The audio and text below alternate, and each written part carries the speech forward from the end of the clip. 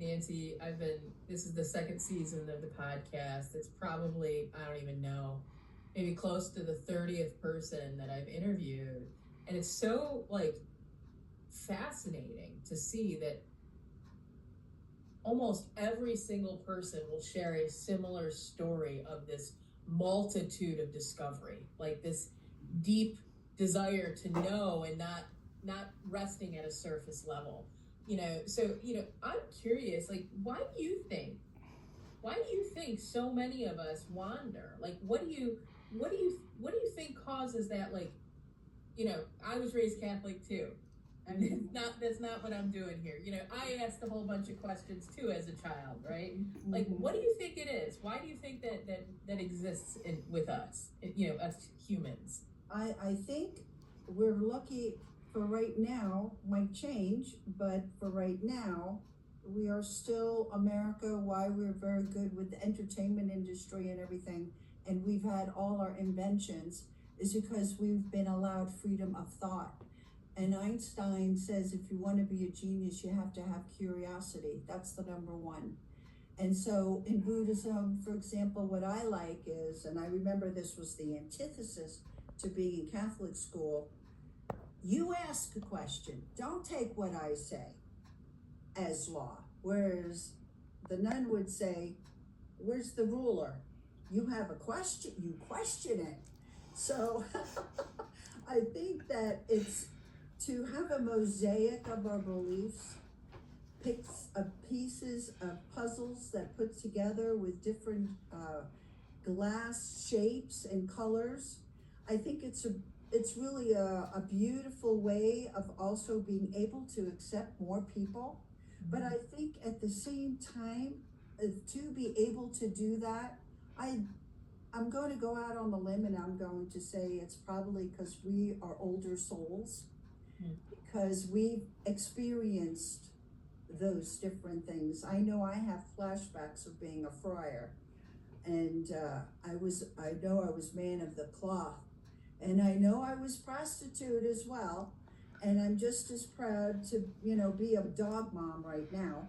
So it's accepting all the different ways of life and finding how we connect and embracing that, as opposed to saying, oh, whatever, divisive things. The division is not good.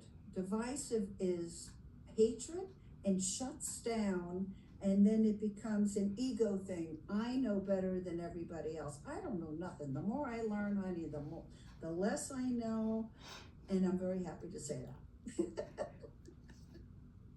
Yeah, I think I would share that sentiment. Yeah, I never understand that whole motivation to know everything, right? Like, well, I'm gonna get there and know it all. Okay, then what's kind of the motivation to wake up and keep going the next day, and after that, right? Like, to your point, I want to wake up and be excited about feeling ignorant, right? Because there's so much wonder and curiosity and all that mystery out there to be, experienced and lived with. Yeah, anyway, by the way, Nancy, I mean this in the most. I literally, as you were talking, I just was falling in love with you. I was loving how much you love yourself, authentically, genuinely, and have just accepted and embraced all of it. Anyway, it's very rare to get somebody to own themselves like that. Anyway, as you were just talking, I was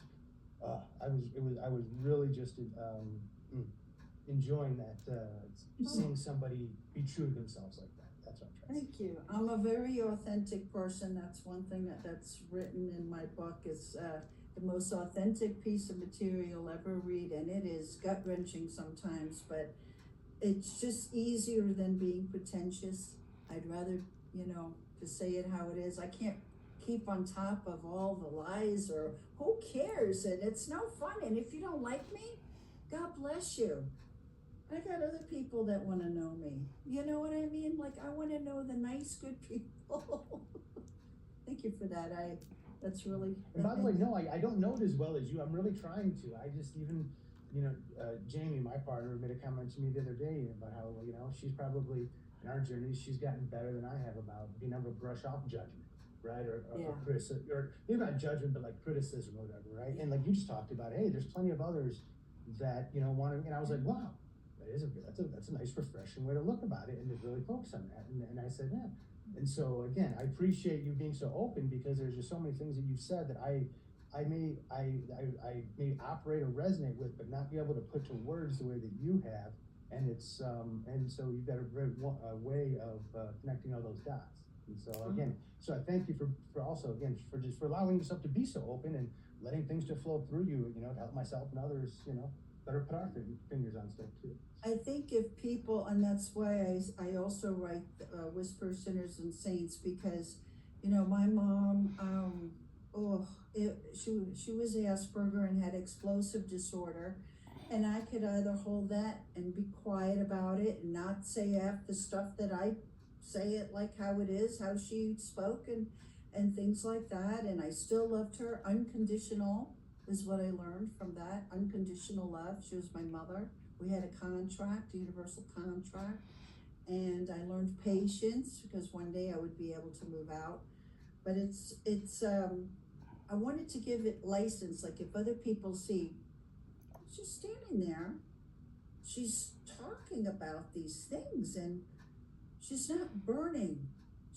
There's no stake that's being set up behind her, and she's alive, and she's talking about this, and she's not afraid of repercussions. And the fear, the shackles, it's shackles, right?